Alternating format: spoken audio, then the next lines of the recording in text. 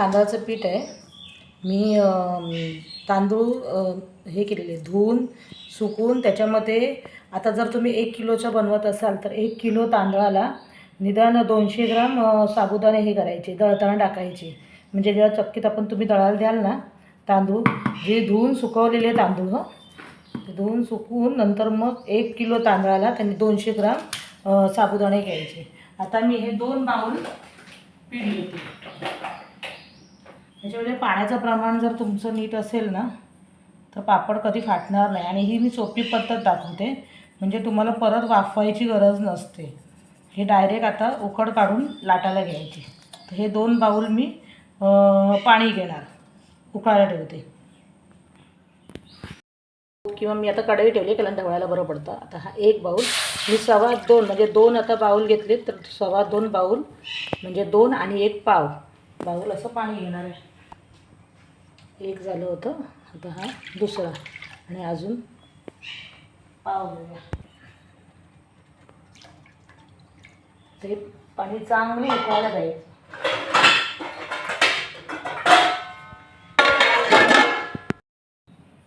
मिरची मी मिक्सर लावून घेते.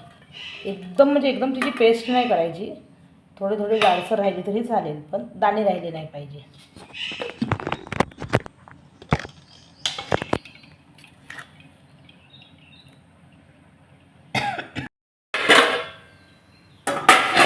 पाण्याला चांगली उकळी आली आहे. आता मीठ घालून घेऊया. ह्याच्यात मी आता 1 चमचा फक्त मीठ घालते आणि 1 चमचा पापड खार. ह्याच्यातसुद्धा खारटपणा असतो, त्याच्यामुळे मीठ थोडं कमी घालायचं. आणि वाळवण्याच्या प्रकारामध्ये थोडं मीठ कमीच घालायचं, कारण नंतर ते सुकल्यानंतर एवढे हलके होतात की खारट होतात. आणि हे जिरं,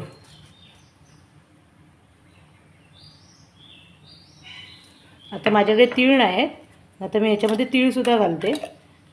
आणि ही आता आपण वाटलेली मिरची.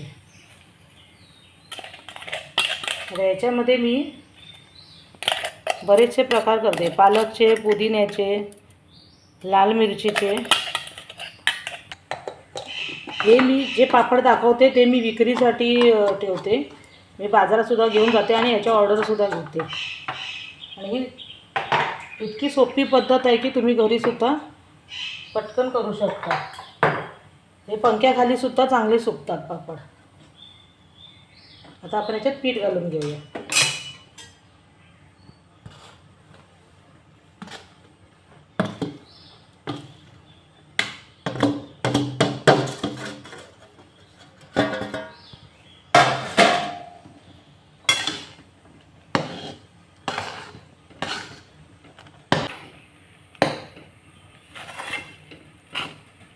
हे चांगले मिक्स करून याला वाफेवर ठेवायचं. त्याच्यात आधी चांगलं व्यवस्थित मिक्स करून घेऊया. आपलं हे मिक्स करून झालं आहे. त्याला आपण फक्त 5च मिनिटाची अशी वाफ घेऊया. आणि थोड्या वेळाने परत मी गॅस बंद करणार आणि बंद करून परत 5 मिनिटाची वाफ देणार.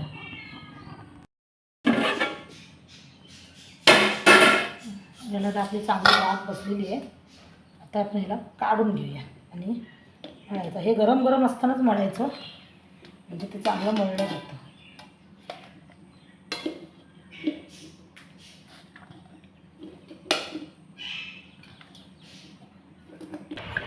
आता गरम गरम असताना हात घालून तर मळता येणार नाही, म्हणून असं काहीतरी काय म्हणतात, वाटी घ्या, तांब्या घ्या, काहीतरी घेऊन असं चांगलं हे करायचं, मऊ करून घ्यायचं. एकदा मऊ झालं ना की मग ते थोडं थंड होतं, मग हाताने मळायला सोपं जातं. मी बरीच वर्ष हे पापड करते आणि बाजारातसुद्धा विकते आणि ऑर्डर असतील तर ऑर्डरसुद्धा घेते. याच्यामध्ये मी पालकचे, पुन्हा लाल मिरचीचे मसाला पापड म्हणून आमच्याकडे मिळतात, त्याच्यामध्ये पण मी बरंच काय काय टाकून बनवते. त्याची पण सुद्धा एक व्हिडिओ करून दाखवेन मी तुम्हाला. पालक, पुदिना आणि तुम्ही बऱ्याच व्हरायटी करू शकता. सफेद करायचे असतील तर फक्त जिरं आणि तीळ टाकून करायचे, ते पण छान लागतात चवीला. आता ह्याची काही जण डबल उकड काढतात, म्हणजे परत हे वाफवायला ठेवतात. आणि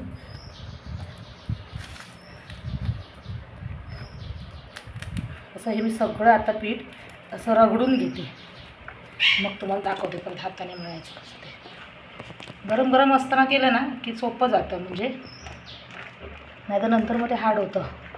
आणि या टायमाला तुम्हाला असं वाटलं की पीठ कडक आहे तर कोमट पाणी घ्यायचं आणि ते थोडं थोडं टाकून मळायचं.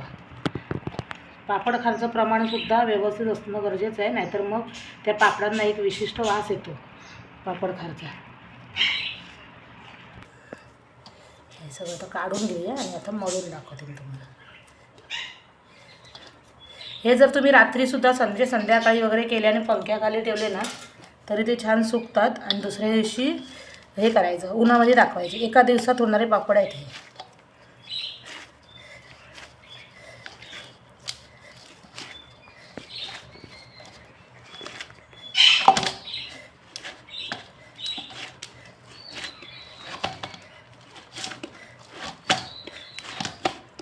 तर हा मी आबोडधोबड असा गोळा करून ठेवून देते, पण तो असं झाकून ठेवायचं. तर थोडंसं असं हलकं तेल लावून जेवढं लाटायचं आहे ना तेवढं मी तो चांगला गोळा करून घेणार.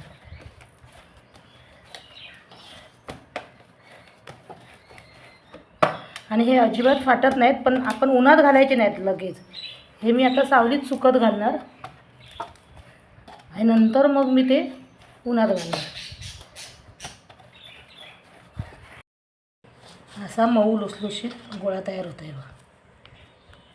आता याचे मी पापड लाटायला सुरुवात करणार. गोळे पाहिजे तेवढे, तुम्हाला केवढा पापड पाहिजे आहे तेवढ्या साईजचा गोळा करायचा. त्यातच ठेवायचे कारण मग ते सुकायला नको म्हणून.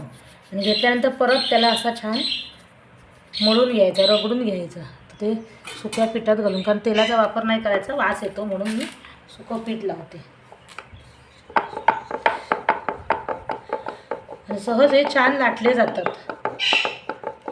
आणि पातळ लाटायचे म्हणजे ते छान खुसखुशीत होतात मग नंतर तळल्यानंतर, आणि वाळायला पण सोपे जातात. त्याच्या पाठीमागे पीठ आहे म्हणून असं उलटं करायचं.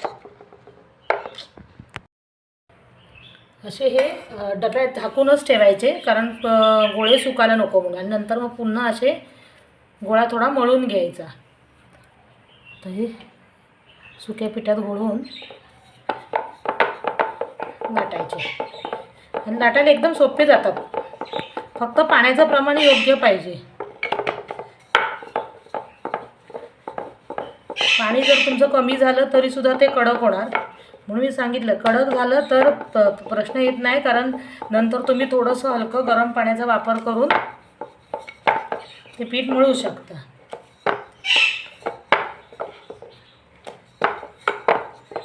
जेवढ्या साईजचं तुम्हाला पापड पाहिजे तेवढी गोळी घ्यायची, एकदम अशी पातळ लाटायची.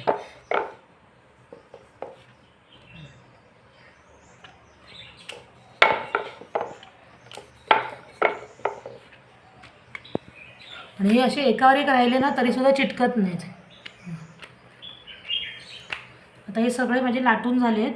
जर तुम्ही संध्याकाळच्या टायमाला वगैरे करत असाल तर पंख्याखाली सुद्धा सुकतात, दुसऱ्या दिवशी ऊन दाखवायचं. आता पण मी हे सावलीतच सुकवणार आणि नंतर मग दुपारनंतर ते उन्हात दाखवणार. आता मी सुकत घालूया, इथंच घालते मी. अजून आमच्याकडे ऊन पण आलेलं नाही आहे, सकाळचे 7च वाजतात. आणि एका टायमाला तुम्ही जर जास्त लेडीज असाल करण्यासाठी तर जास्त पीठ मळा, नाहीतर मग अगदी हात बीट वळतील, कारण हे पापड मशीनवर सहसा होत नाहीत. तुमचे होत असतील तुम्ही करू शकता, पण माझी सहसा होत नाहीत. मी हे सगळे हातानेच करते आणि सगळ्यांची ऑर्डर पूर्ण करते. मी ते सुद्धा स्वतः एकटी करून. आणि ही मला एक रिक्वेस्ट होती, मला तांदळाचे पापड करून दाखव म्हणून. हे बघा, हे इझिली याच्यावरून निघतात. हे एकावर एक ठेवलात ना तरीसुद्धा चिटकत नाहीत. आता आपले सगळे पापड करून झालेले आहेत बघा. एकही पापड आपला तडा गेलेला नाही आहे किंवा काही झालेलं नाही आहे. मी आता हे सावलीत घातले, थोड्या वेळाने इथेच हलकंसं ऊन येईल ना मग तसे ते थोडे थोडे सुकतील. आणि दुपारी मी प्रॉपर सगळं पूर्णपणे उन्हात घालते. आणि हे बघा, हे इथे मी उन्हात घातलेले, हे पण मी इथे उन्हात घातले होते, त्याला पण काही तडाबिडा गेलेले नाहीत बघ. पूर्ण चक्के चक्के छान असे. मी मोजले नाही आहेत, 2 बाउल माझे मोठे होते, त्याच्यामध्ये किती झाले हे मी नंतर सांगेन संध्याकाळी. आणि संध्याकाळपर्यंत पण कडक होतील, पण तरीसुद्धा मी उद्या चांगलं कडक उन्हामध्ये हे करेन, दाखवून मगच तळून दाखवेन. पर्यंत जेवढे छान सुकले, कारण ऊन पण सध्या भरपूर आहे.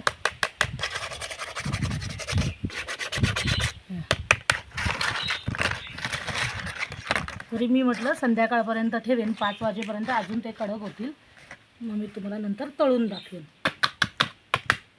असेच मी तुम्हाला ना घरात फॅनखाली पण करता येतील ह्या प्रकारे पण एकदा करून दाखवेन, म्हणजे संध्याकाळचे.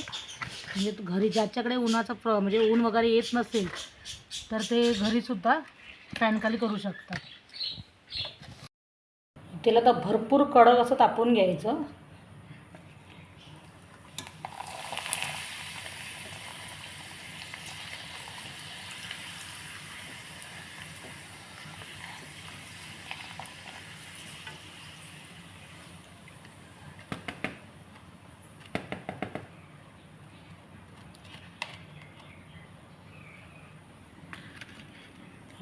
पापडाच्या दुप्पट साईजने वाढतात ते, भरपूर मोठी साईज होते.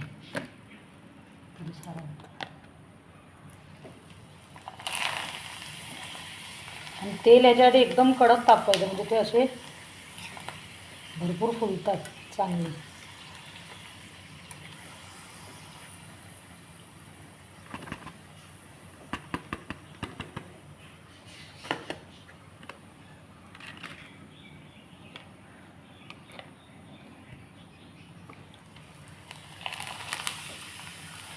पटकन टाकल्याबरोबर असे भरपूर असे फुलले पाहिजे पापड.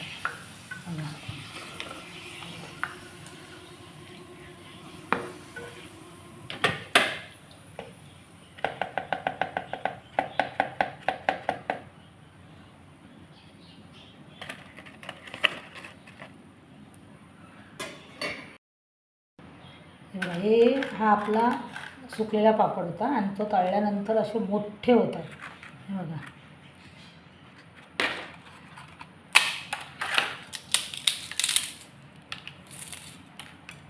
एवढे छान खुसखुशीत पापड होतात.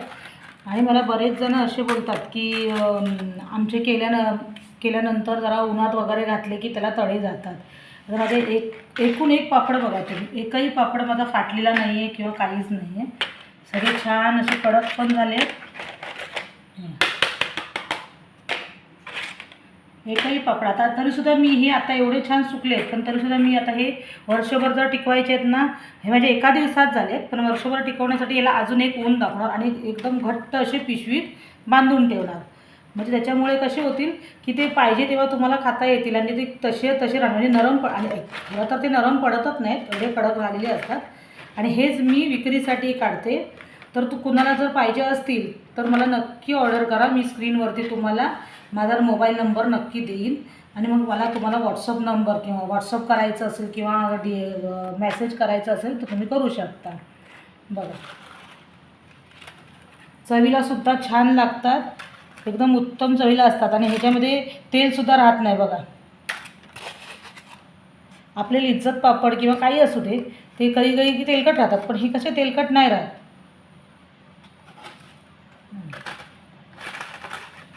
मी दाखवल्याप्रमाणे तुम्ही करून बघा. आवडले असतील तर नक्की लाईक, शेअर आणि कमेंट करायला विसरू नका.